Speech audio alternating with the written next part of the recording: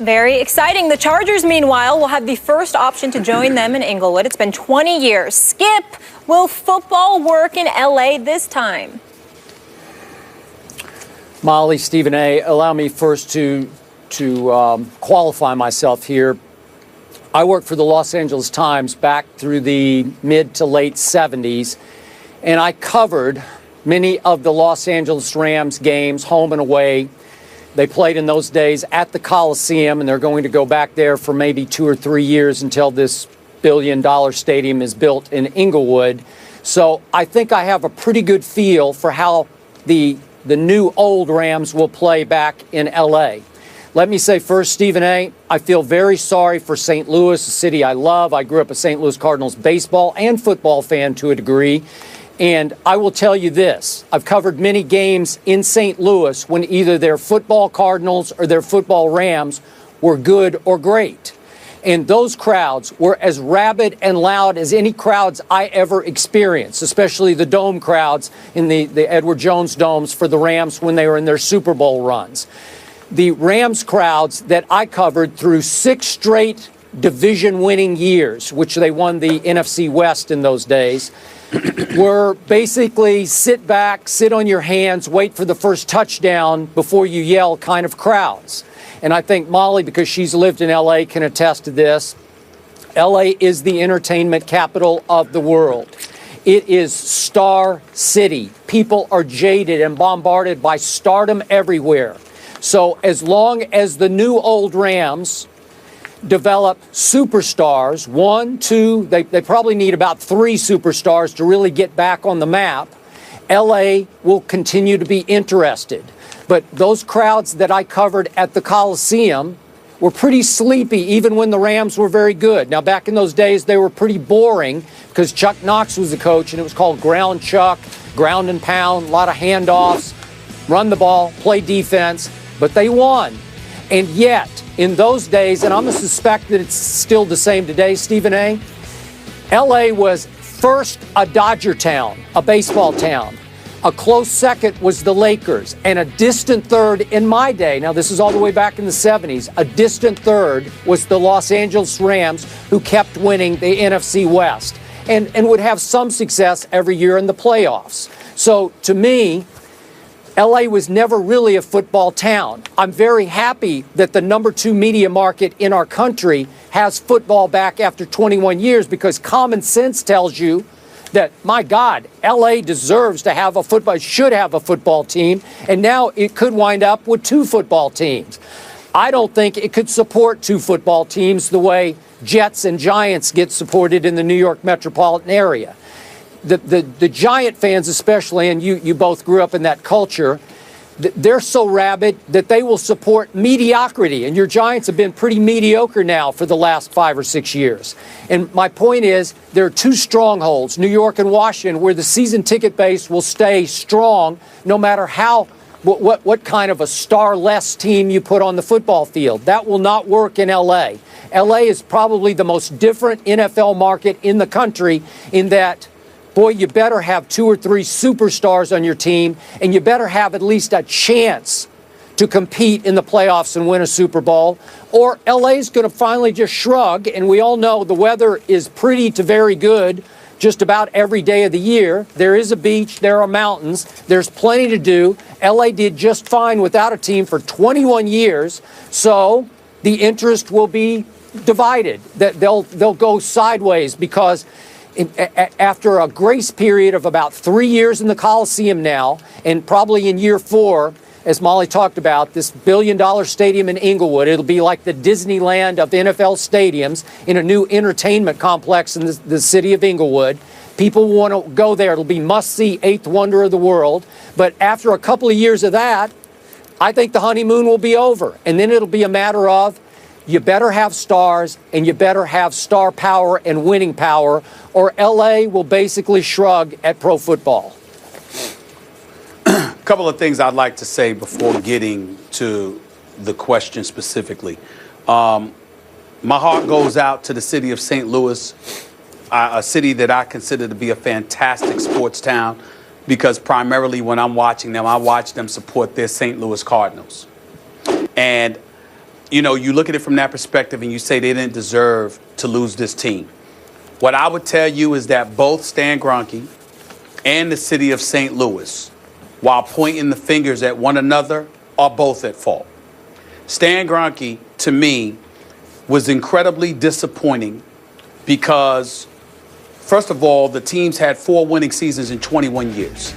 We all know it was through the Dick Vermeil and then subsequently the Mike Martz era, briefly. That's 17 losing seasons, essentially, in 21 years. Over the last several years, they've had Jeff Fisher, who's been a head coach for 21 years. And he's made the postseason 6 times. So clearly, when you look at it from that perspective, Stan Kroenke's priority does not appear to be winning. And for it not to appear to be winning, but then mandating that a city stands pat and supports you no matter what, is disrespectful. And it takes a great sports town for granted.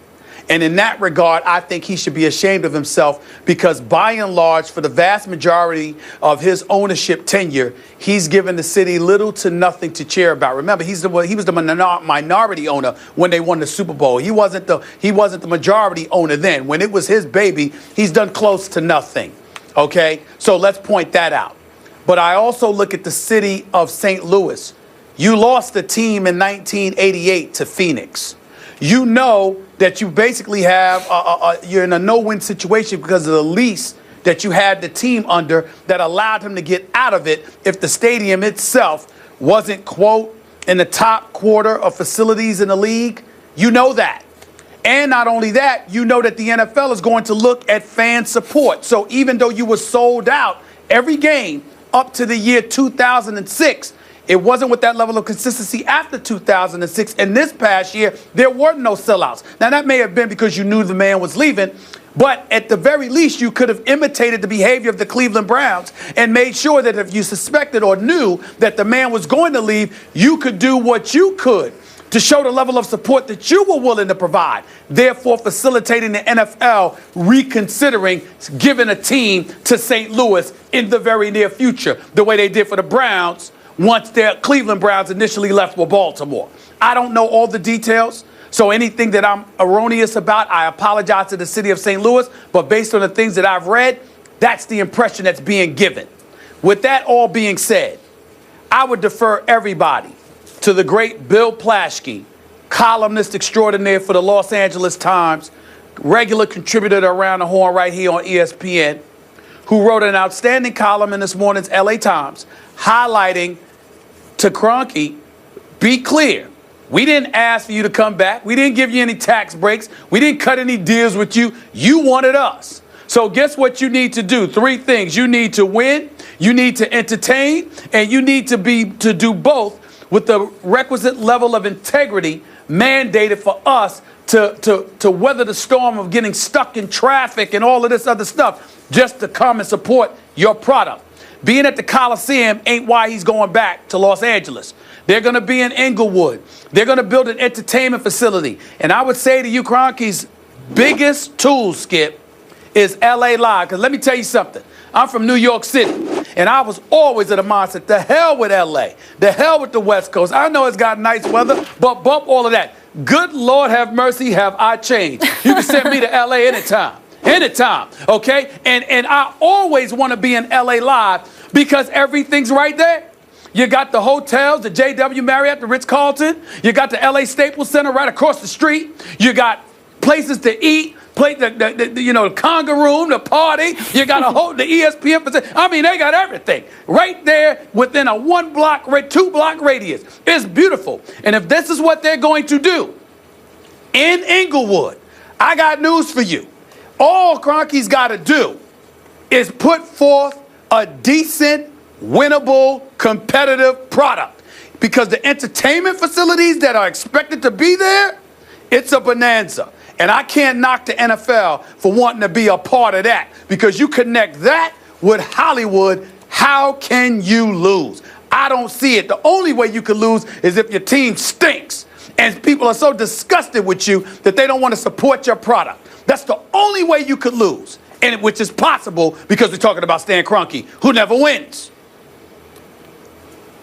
All right. Okay, but are you suggesting wait a second, are you suggesting that Stan Kroenke tried not to win in St. Louis? Well, I'm not suggesting anything. I'm pointing out a fact. The man has had 4 winning seasons in 21 years. He continues to keep a coach who's unproductive. You understand? I mean, the man doesn't win. He don't win in Denver. He didn't win with the Colorado the hockey team. He doesn't win with the football team. He doesn't win. That's what I'm saying. Okay. Not whether he does it intentionally or not, it's his business. But he's losing a lot. Okay, just remember, he was born and raised in Columbia, Missouri, just outside of St. Louis. What is it, 50 miles? Yeah. Went to the University of Missouri. Yes. So he's got St. Louis in his heart. So I don't think he didn't try. Maybe you could argue he doesn't know how to win. And if that continues to be a problem, then we both agree it's going to be a bigger problem in L.A. Well, to be clear, the folks in St. Louis don't believe he tried that hard. They don't believe that he loves them as much as he says he did. And by the way, I'm glad you brought that up because I forgot to mention this big point. What I really have a problem with him with, if you gonna leave, leave. But to sit there with your relocation bid and to sit there and say anybody who comes to St. Louis is destined for financial ruin, you've tried to kill their hopes of getting another NFL franchise. For somebody that grew up 50 miles away, that went to the University of Missouri, I think the people there deserved a hell of a lot better than that. So let's be clear. He didn't come across as the golden boy in any stretch of the imagination. Not in his winning tendencies, because he had none, and not in the decorum that he displayed in departing. Yeah, but you can't blame him for wanting to be in L.A. and to be an A-list party guest in L.A. now in Beverly Hills. I'm not blaming him for that. I'm not blaming him for that. I'm blaming him for his team stinking and him not giving the fans an incentive to come and support his product consistently. That I am blaming him for. He could do better. He's good at making money. How about winning? Could you try that, please? All right, let's leave it there. And Skip, I'm so with you on what you said earlier, that they're going to need to win and they're going to need stars so the crowds will come when there's perfect weather and so many other distractions. And also, coming from a girl who grew up in a state with no professional teams, I feel for the city of St. Louis as well. So now that football is back in LA, the question of the day is, will it work this time around? You've heard our takes. Now it's your turn. Head on over to Twitter and cast your vote, and we'll have those updated results a little later on. When First Take continues, more details of the Cowboys' woes are unfolding. This just in, Greg Hardy